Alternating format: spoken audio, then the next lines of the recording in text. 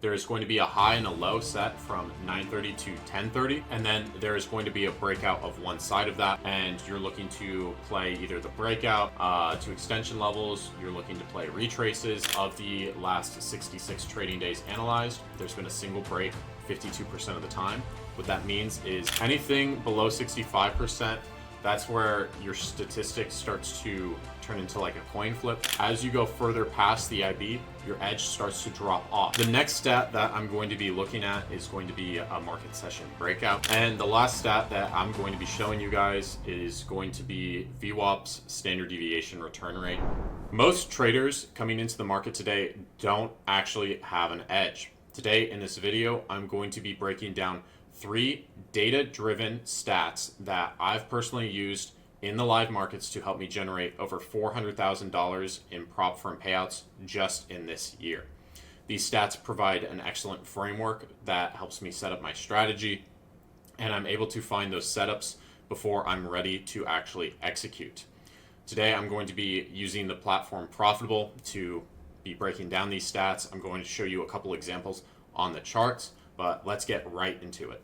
So we are now on the platform Profitable. The first report we're going to be looking at is the initial balance report. I'm going to be looking at this for NASDAQ and Q. We're going to be looking at the last 90 days. And the session we're going to be using is US real-time hours. This is going to be 9:30 till 4 p.m. That's when this is valid till. The start time is going to be 9:30. The end time is going to be 10:30. It's on a 5-minute time frame. I'm looking at the bi-wick data.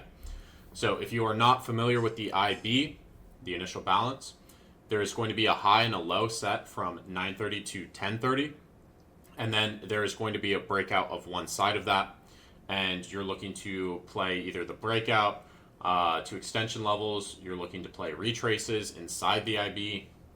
There's a bunch of different ways to play the IB, but it's a good general framework for a trading strategy, and it's something that I've previously used on NASDAQ.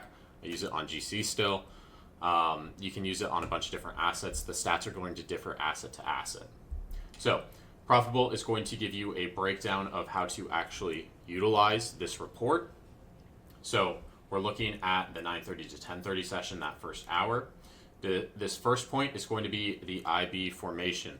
So you're going to have a high and a low set. And the first thing we're looking at is this rejection analysis report. So of the days analyzed, this is the last 90 days, but there's only 66 trading days in those last 90 days. When the high forms first and then your low forms second, 24 of those 32 days, you're breaking that low first.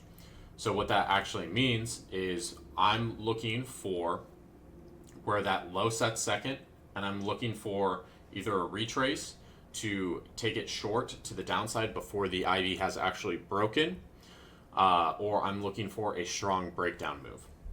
The reverse case is also true with the highs, and these both have around a 75% rejection rate. So you're looking to trade before the IB has actually broken.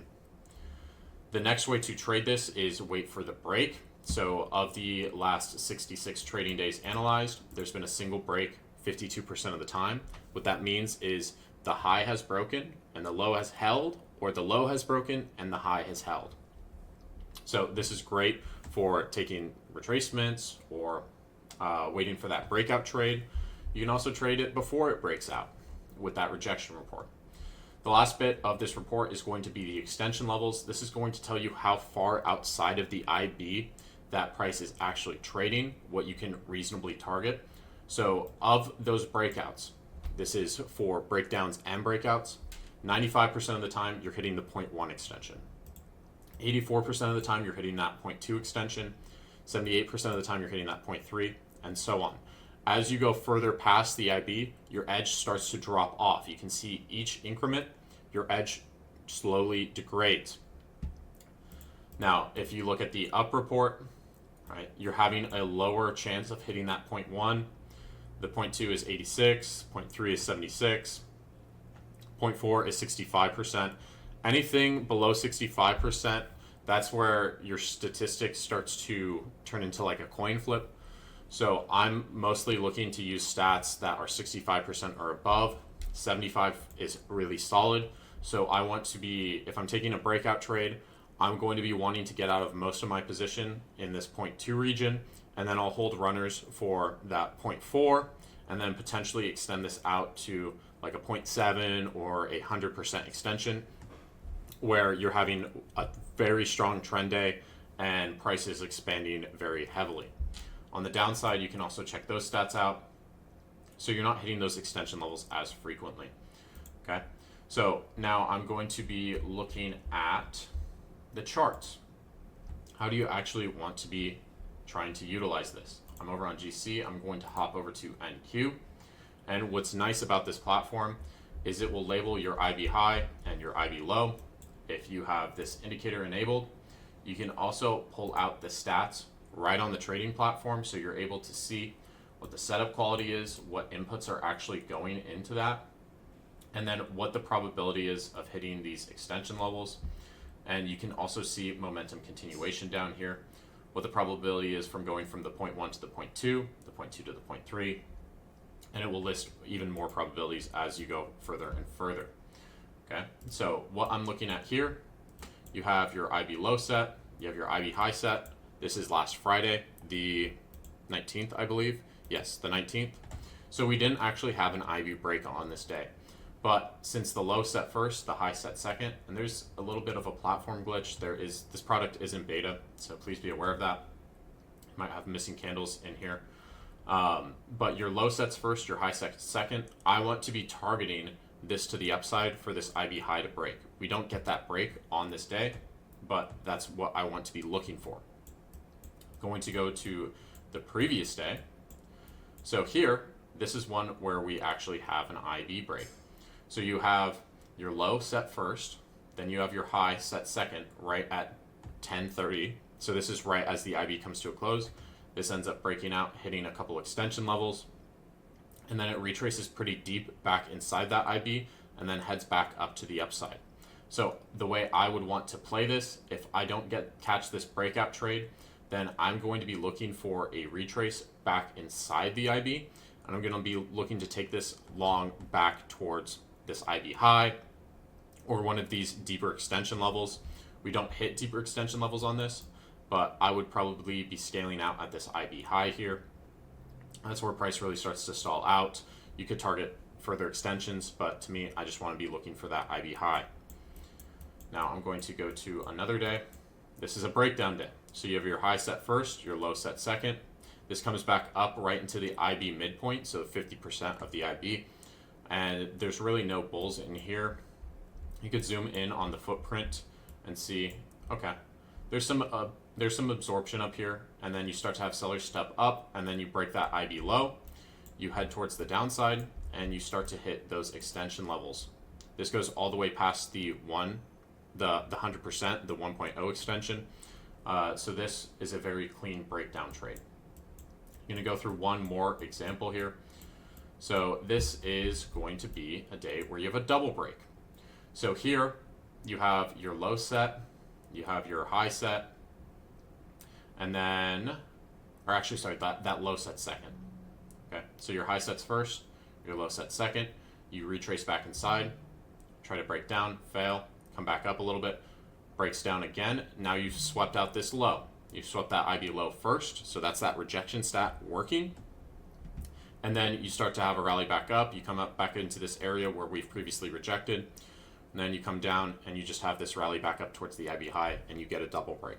So if you are using the IB, you do need to be aware that double breaks do occur. It's part of the stat, even though when we're looking at our single break percentage, it is very high. We do need to consider 18% of the time in the last 66 trading days, we have had double breaks. And 3% of the time we've had no breaks. So I've shown you a day where we've broken out, a double break, and a day where we've had no break. There's different ways to trade each of these. You can take the breakout trade, you can look for the retrace, you can trade before the IB has broken. Multiple different ways to trade this, but it's a good framework to base a strategy around.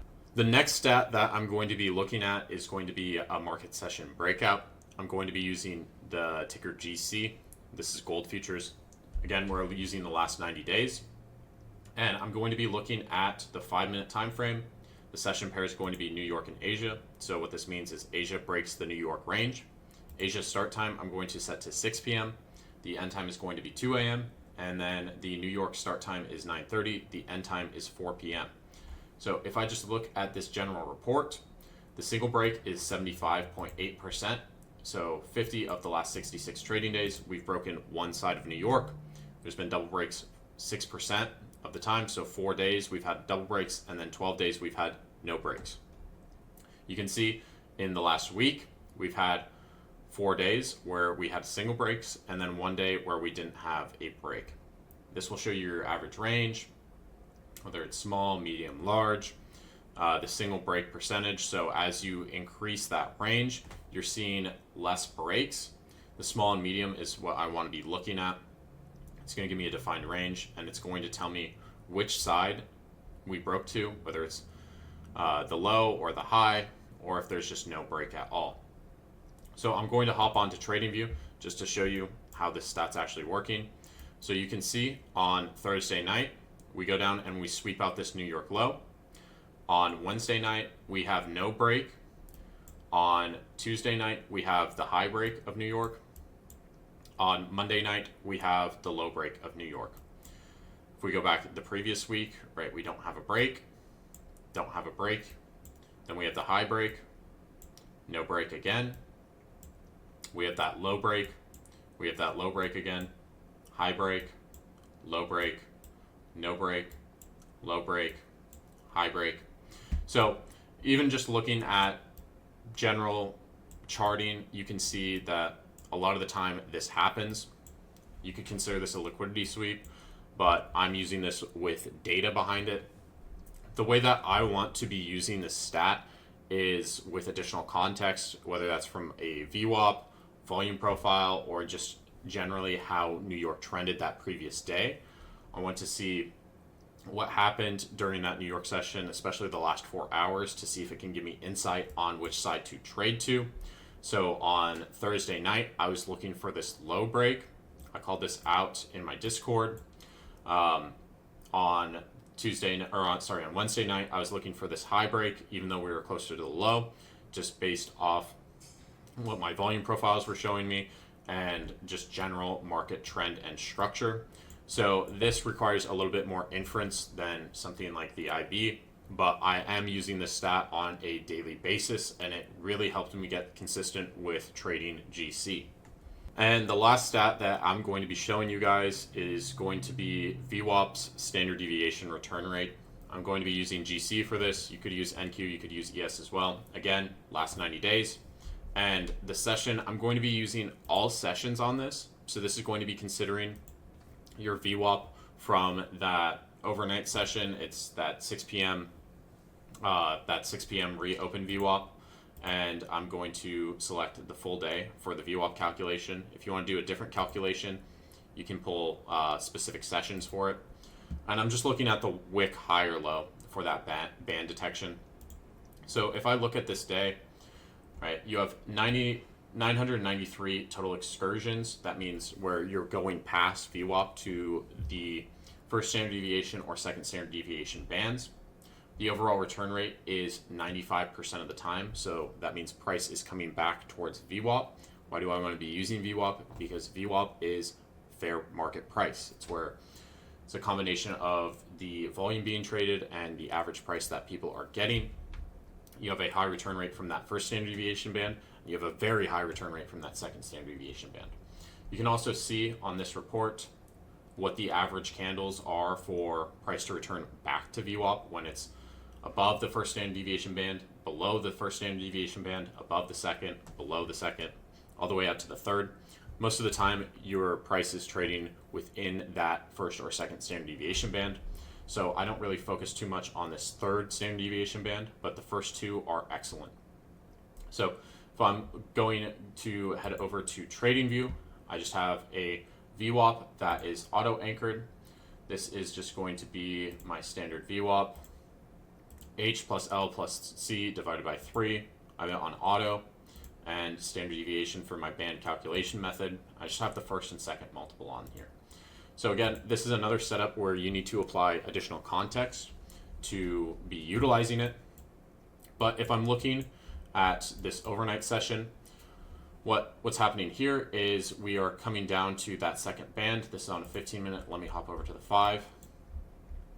We come down to that second band. We return back up towards VWAP. We don't actually hit it. We continue lower, hit deeper into that second band, and then you have that clean return to VWAP. Then you head lower, you hit that first standard deviation band, return to VWAP again. You hit that first standard deviation band above, then you return to VWAP. This one doesn't hit it directly. Come back to VWAP again though. Come back to that first standard deviation band. You push a little bit higher, then you return to VWAP again. Here, you return to VWAP again after being at that upper band. Then you push up to that secondary band. You come back down towards VWAP. You don't hit it here. Come back up to VWAP again on that second standard deviation band. Return back to VWAP. And then here you have a clean trend. You have a clean uptrend where you're trending between that first and second standard deviation band. Here, I would be looking for a trade where I can take a return to VWAP again. So you could combine this with the IB. You can also utilize this to combine it with your New York low sweep. But I'm always looking at VWAP where price is at in relation to the first and second band, because a lot of the time you're seeing price push up to that second standard deviation band. We haven't returned to VWAP yet. I want to start to form a trade where I'm looking for this to return to VWAP. So I'd be waiting for this rejection to occur, price to consolidate a bit, show that, okay, there's no more bulls in here. I would use order flow tools to confirm that. And then I would be looking to take a trade in here, just back down to VWAP. So you can utilize this report with additional context, but most of the time price is reverting to VWAP, that fair price. So we've just gone through 3 of the stats that I use on a daily basis. The reason I'm using these is it helps keep me consistent. I'm able to form a strategy around each of these stats or pair them together. And it helps me remove some of the guesswork in my trading. If you guys want me to break down more of these stats in depth, let me know in the comments down below. Or if you want me to look at some of the other stats that are available in Profitable or Edgeful, let me know as well. Hit the like and subscribe button. It really helps since I'm a smaller channel. I also go live for free on Fridays. So hit that post bell notification so you can know when I go live, when I post a new video. And I'm just looking forward to posting more content for you guys to, help you guys get to payout and start to see some success in this industry that I know is incredibly tough to be successful in. But let me know in the comments if you have any questions or you want me to cover something or you're looking for a specific video. Let me know, and I will see you guys in the next one.